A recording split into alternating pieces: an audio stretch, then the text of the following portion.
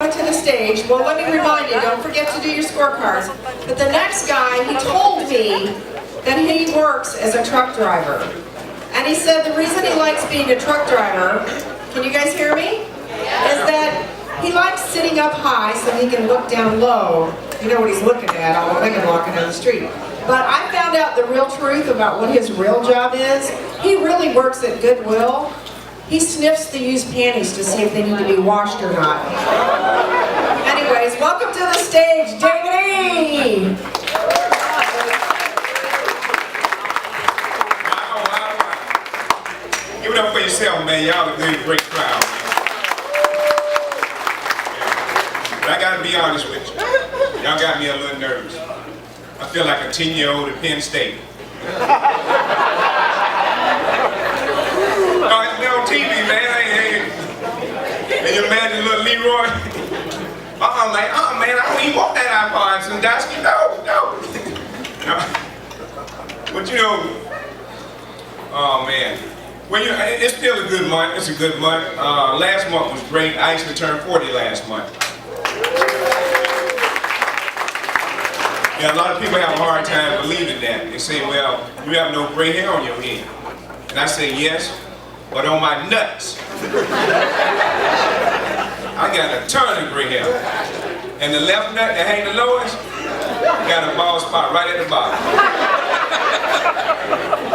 Well, oh my God, that's over 40 out there. Make some noise. I need some help. Oh yeah, here we go. What I want to know, if I take a whole lot of cocoa butter and put it on that left, will that get rid of the stretch marks on it? It's real weird, you know, that people don't laugh and smile often. Because life can be real hard sometimes. For me, it started real early. My parents got divorced when I was 2. Neither one of them wanted to take responsibility for anything, so they blamed it all on me. Yeah, something about terrible twos. All I ever really wanted was my sippy cup. So mostly, I was raised by my 2 grandmothers. My grandmother from Jacksonville, she was an angel. My grandma from Carolina, she was born in hell. And when it came to discipline, she couldn't put us on punishment like every other normal family in the world. My friend Billy told me how it went in his house. Why? Yeah, I just got home. Yeah, they is cute. Yeah, I gotta feed him and get him to bed. Hold on, Sally trying to tell me something. Yeah, Sally. Billy did what? Sue Ellen, I'm gonna have to call you back. I gotta deal with them. All right. Billy Wayne, get out here right now, young man. Listen, you are not to put your fingers in your sister's mouth. You understand that? Now get over there in that corner and don't you come out until I say so. You're on punishment. Punishment? Yeah, right. Didn't go like that in my house. More like, yeah, I gotta feed him. No, the daddy don't want him. No, the mama don't want him either. No, nobody wants them. They is ugly. They looks like gremlins. No, I don't know. I think I'm gonna put a bunch of hoodies on them and take them over to Joyce Zimmerman's house.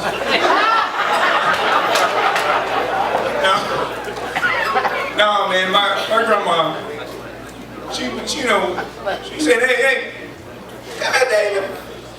Oh, hold on. I found David getting, hold on. I gotta call you back, okay? All right. David, get out here, you little red bastard. Listen, I know you'll put boogers on me. You better not touch nobody, you hear me? You see this extension going? I will beat the skin off you, boy. What did you crying for? I ain't hit you yet, you red bastard. No, man, my grandma used to beat us with extension cords, broomsticks, vacuum hose, anything she can get her hands on. I think she was trained up to be soldiers. In case you ever want to go to that TV show Survivors, man, I used to love when she would go to church. Because I would sneak in her room, steal those fundraising candy bars. Y'all know the ones I'm talking about. One with that thick caramel in there. You get to chewing them, your teeth get stuck together. What about the one with them big old almonds? About the big little bitch, y'all remember them? Man, I ate so many of them candy bars one night, I had the spurts for 4 days. Yeah. That whole week, I had to wear pull-up shoes. They were clowning me, man. They were clowning. But one cool thing about my grandma, she used to keep foster kids for extra money. So every 6 months, I had a new girl. But you know, growing up in that environment was real toxic because we didn't have regular roaches like everybody else. We actually had thug roaches. You know what I mean? Our roaches had tattoos. One of them had bug life. Going right across his stomach. And earrings in the antenna. You could walk around with a little roach bug sagging. You know?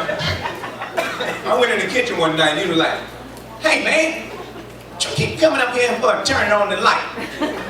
No, y'all ain't got no money. Take your goofy butt back to bed." I still got thug roaches to this day. I was sleeping the other night, one jumped up on my chest, started stumbling. Said, hey man, can you put me on your cell phone plan? I need to call my girl. Now I want to get prepaid minutes. Give me one of my phones. No, but you know, growing up poor, we couldn't play the same games like everybody else played, right? Kids would play games on the bus like red light, green light, I spy, red rubber, red rubber. And that one game they used to play that I hated was Dodge Spitball. Y'all ever seen that game? Well, I got hit one time. I was like, "Hey man, your breath stank, man." But me and my brother, we couldn't play games like that. We had to play, guess what's gonna be turned off when we get home today? You know, I want to take a quick moment of silence, and it's a real moment of silence for that brother Rodney King. Let's take a moment. You know, because to me, it's real weird that we can fight together and we can die together, but we don't want to live together, right? The reason why I say that is because right out of high school, I went in the Marines for 4 years, and we had to put our life in each other's hands, you know, so we had to get along. And another reason why I don't tell people that I was a Marine because I'm a highly trained killer and nothing like that. I mean, they didn't teach us to make brownies in there, you know. I tell people that because if you and I get in an argument, I'm going to run at least 3 miles before I slow down. You know? You don't have to be in shape. I mean, I'm a red bone. I wouldn't do good in prison, you know. But another thing that is weird is, you ever notice when you go shopping for a car, they treat you real nice until they find out what your credit score is. Then they go all Norman base on you. And that happened to me last weekend. Hey, thanks for coming in, buddy. We got lots of great models out here today. Just what did you have in mind? I was looking at that 750. And that's a BMW, man. Yes, Mr. Man, that is an excellent choice, excellent choice. Tell you what, I'll go get the keys, we're going to test drive and we'll take it from there, all right? Mr. Emanuel, you look like you were riding through heaven. When you were smiling, sitting in there on them dubs. Tell you what, all we need to do now is have a look at your credit, all right? Mr. Emanuel, is this some type of sick joke or something? Have you lost your mind? Your credit score is 350. 350. This is going to be very difficult. I'm going to have to call our financial specialist, Leroy. Leroy? Y'all got brothers in the finance department? Man, I might actually get me a car today. Yes, Mr. Emanuel, we see here you have a rather low credit score. However, there's no need to be alarmed. We get this kind of thing all the time. However, your car payment is going to run about $2,500 a month. Yes, I know, Mr. Emanuel. You don't need to be alarmed. We get this type of thing all the time. I tell you what, we see here that you have a mortgage. And what we're going to recommend is that For the next 6 years, you just stop paying your mortgage.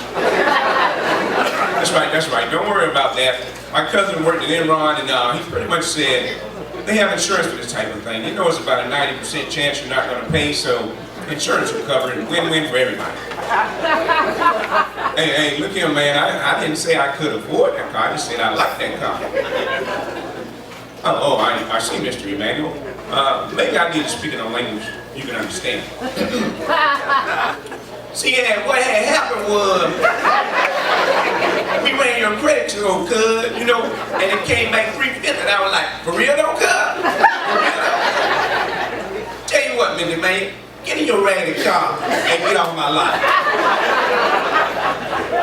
Y'all, man, I see y'all were looking down at the paper when I told y'all my credit score, and y'all were trying to mark bad credit next to my name.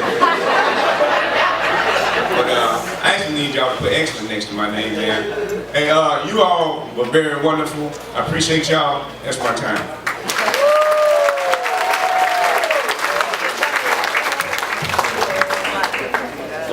Thank you, David E. How about that? Well, I have to say that our next comedian coming out is the only other white person here tonight because I have a black person's